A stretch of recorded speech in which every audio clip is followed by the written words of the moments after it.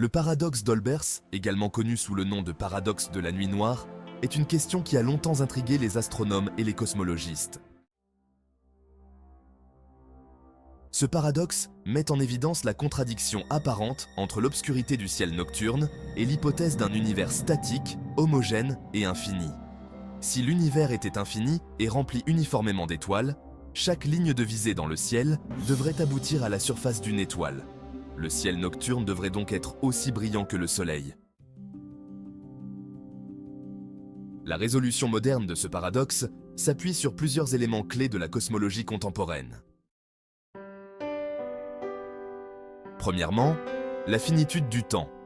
L'univers a un âge fini, environ 13,8 milliards d'années.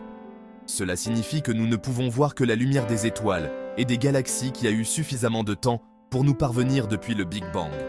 Si l'univers était infini dans le temps, la lumière de toutes les étoiles, même les plus lointaines, aurait déjà atteint la Terre, rendant le ciel nocturne uniformément brillant. Deuxièmement, l'expansion de l'univers. L'univers est en expansion constante depuis le Big Bang. Cette expansion provoque un décalage vers le rouge de la lumière des objets lointains. Cela signifie que leur lumière, en voyageant vers nous, perd de l'énergie et devient moins intense. Elle se déplace également vers des longueurs d'onde plus longues, souvent invisibles à l'œil nu.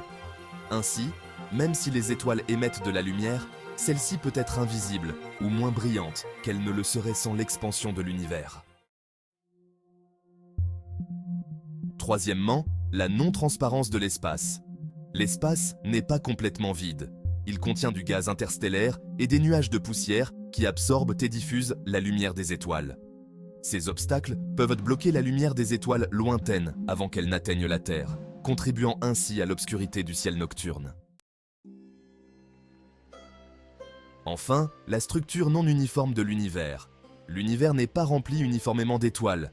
Il est structuré en galaxies, en amas de galaxies et en vastes régions quasiment vides.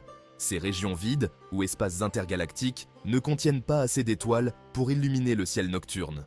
De plus, la lumière des étoiles lointaines est souvent obscurcie par les galaxies et les nuages de gaz et de poussière plus proches de nous.